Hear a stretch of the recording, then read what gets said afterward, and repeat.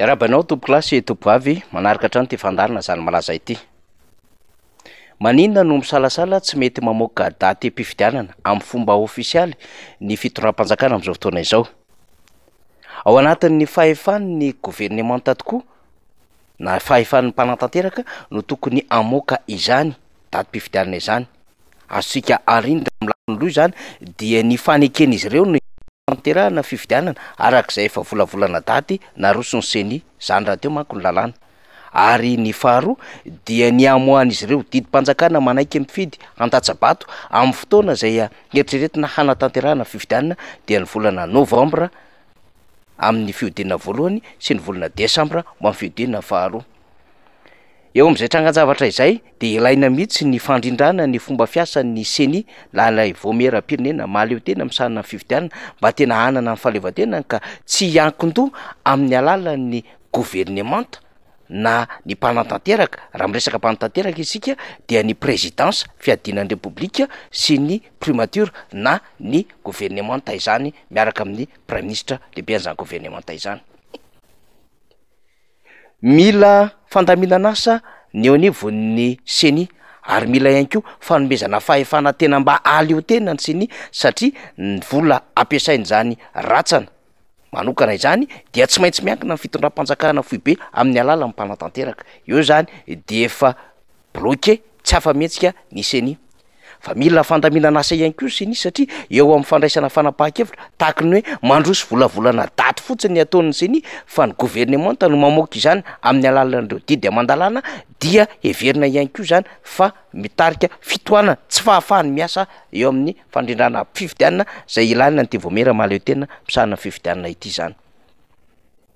Raha toa ka misy ny fanamboarana eo amin'ny fomba fandraisana fanapahan-kevitra ho an'izany voamera-pirenena mahaleo tena izany dia anisan'ny fanomezana fahaleovantena azy ny ahafahany mandray fanapahan-kevitra amin'ny tandrifo ny lalàna izay heveriny fa tokony handraisa ny fanapahan-kevitra dia io famoahana datim-pifidianana io zany. Tsy tokony endrasana amin'ny mpanatanteraka ny famoahana datim-pifidianana satria ny mpanatanteraka ihany koa dia mieritreritra fa ho mpirotsaka ho vidiana ho mpifaninana politika amin'ny fifidianana filohan'ny repoblika ho avy eo. Noho izany tsy maintsy amin'ny tombotsoany intérêt politika an'izany mpanatanteraka izany no ahafahany mamoaka na tsy ny datim-pifidianana. Ka raha ohatra ka tsy metimety amin'ny tombotsoany ny atrehana fifidianana amin'ity taona ity no ny antony samihafa satria mandeha ny adevitra marobe amin'izao fotoana izao ny amin'ny eny anivon'ny fiarahamonina ka tsy hatafaverina intsony izao fitondram-panjakana izao amin'ny safidy-bahoaka tena madio sy foronana ara-dalàna amin'ny fanehivitra samihafa dia tsapan'izy ireo zany ka ampifilafilainy ny famoahana araka ny didy amandalana izany datim-pifidianana zany ho tanterahana ho amin'ity taona ity. Eo no olana amin'izao fotoana izao. Vokatry ny tsy fivoahana zany datim-pifidianana ara-dalàna izay tokony havoaka ny mpanatanteraka izany eo anivon'ny filan-kevitry ny gouvernemanta sy ny filan-kevitry ny ministra no mahabetsaka ny adevitra amin'izao fotoana izao ny amin'ny hoe hisy tetezamita na hisy ny gouvernemanta fiaraha-mitantana sy ny sisa sy ny sisa satria tsy mbola ahitana soritra no hanatanterahana fifidianana eto Madagasikara amin'ity taona ity dia teraka ho azy ny adevitra araka ny nambarantsika teo.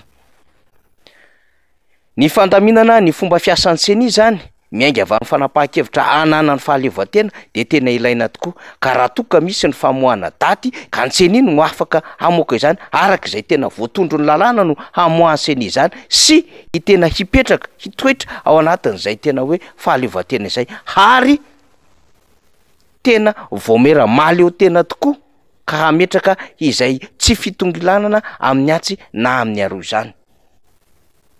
Maly dia nisy ny valandresaka ho an'ny mpanao gazety nataon'ny seny. Io valandresaka ho an'ny mpanao gazety nataon'ny seny io dia nanazavan'izy ireo ny amin'ny hoe efa tafiakatra manodidina any amin'ny fito hetsy sy folo tapitrisa ny isa mifidy izay nisoratra anarina amin'izao fotoana izao 10 700 000 électeurs. Zany raisina dia mitady hanakaiky na dia mbola lavitra aza fa mitady hanakaiky lay 10 hetsy sy 13 tapitrisa izay tanjona napetraky ny seny sy ny fitondram-panjakana.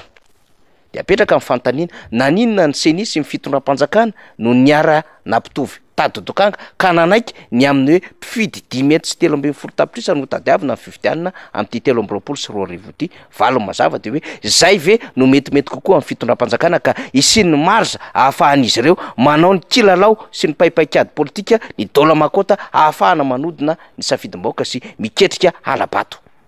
fanontaniana apetratsika izany nanina ho isika no 10 mètres sy 3.4 tapitrisa izay ve no voarakitra ihany koa tao anatin'le RGPA na fanisana ny ponina sy ny trano fonenana nataony teo anivon'ny Instat na lay sapana lehibe miankina amin'ny fanjakana manao ny antotanisa zay nahita fa 7.20 tapitrisa nisan'ny vaoaka malagasy de no kajina ho ny atsasaka zany 7.20 tapitrisa zany 10 mètres sy 3.4 tapitrisa no heverina fa ho mpifidy fanontaniana apetratsika zany fa mampanabe ny any mankony ka raha misy ny fihitarana am'izao fotoana zao mbola ahafahan'ny olom-pirenena manatona fokotany manamarina ny anarana ary mbola mampiditra ny anarana de tahaka misy paikady hafa any ambadiky any mbola hitondra lista indray ho ampidirina eo anivon'ny seny hiezaka hanatratra an'lay tanjona kinendriny eo anivon'ny fitondram-panjakana amin'ny alalany mpanatanteraka présidence sy ny gouvernemanta hanatratra izany 10 mètres 3.4 tapitrisa izany aiza ny fomba azona zany dia tsy maintsy mametraka paikady samihafa ny fitondram-panjakana hanao ary handrindra am'ireo karazana fandrofana lista maro be alefa ny anivona fokotany sy commune sy district ary efa nitondrana izany adevitra izany ny amin'ny fisina takelaka taratasy mandendeha eny anivon'ny fokotany eny akana lista samihafa ary mampiasa an'ireo anarana tsy voasoratra na anarana latsaka tamin'ny ralina ny teo anivon'ny seny tsy mandendeha ho azy daholo zany rehetrarehetra izany de eo napetratsika amin'ny fanontania ny fanitarana ny tetiandro ahafahan'ny olom-pirenena manamarina ny anarana eny amin'ny fokotany ve midika fa mbola misy anarana zay mbola tiana ho kinendry ampidirina ary mbola tsy tafiditra tao anatin'izany lisitry ny seny avy amin'ny fitondram-panjakana sy ny manodidina azy izany mba ahafahana manao paika hangalaram-bato na ahafahana manao paika hanabotsina nisa mpifidy amin'ny alalan'ireo fokotany fictif na amin'ny alalan'ireo brao-mpifidianana fictif rehefa tonga ny vaninandro mpifidianana fanontaniana apetratsika izany mila valina fa fanontaniana apetratsika ihany koa manitikitika am'izao raha mpifidianana izao tsy salasalatsika no miresaka fa tena miorokoditra hiatrika fifidianana fitondram-panjakana ny atao hoe fitondram-panjakana hiatrika fifidianana dia tsy mananjo resy kanefa ny zava-misy am'izao fotoana izao dia ahitana taratra fa tsy maintsy ho resy izao fitondram-panjakana izao satria fitsaram-bahoaka amin'ny alalan'ny asa nataony tao anatin'ny fempitom-piasana ny atao hoe fifidianana inona no fitsarana vahoaka malagasy ny 5 taona an-drajoelona de eo izy no mitsara azy amin'ny alalan'ny fandrotsahan'ny vato raha toa ka ho kandida Andriamatoa Andrinina Rajoelina na mbola avao zany fanomezana fahefana ho amin'ny 5 taona manaraka indray na hatsahatra ny fanomezana fahefana ka ame fahefana amina olo-kafa indray ny olom-pirenena mpifidy amin'izany fifidianana tanterahana amin'ny 10 taona 3 sy 4 arivo ty zay no famaritana ny atao hoe fifidianana tsotra ka ny fahatahora ny fitondram-panjakana fa raha toa ka ho kandida Ngiahy Andry Rajoelina ka tsy ho lany de hivadika fahafahambaraka ary tahotra ho andreo rehetra nanao ny tsy mety teto amin'ity firenena ity nandritra izay 5 taona ny tantanan'izy ireo ny firenena izay ka izany rehetrarehetra izany no ketriketrika any ambadika any mba hahafahan'izy ireo mandamindamy mamelo ny raharaham-pifidianana mba hazony tombony amin'ny fifidianana ho avy eo de miara misala am'izany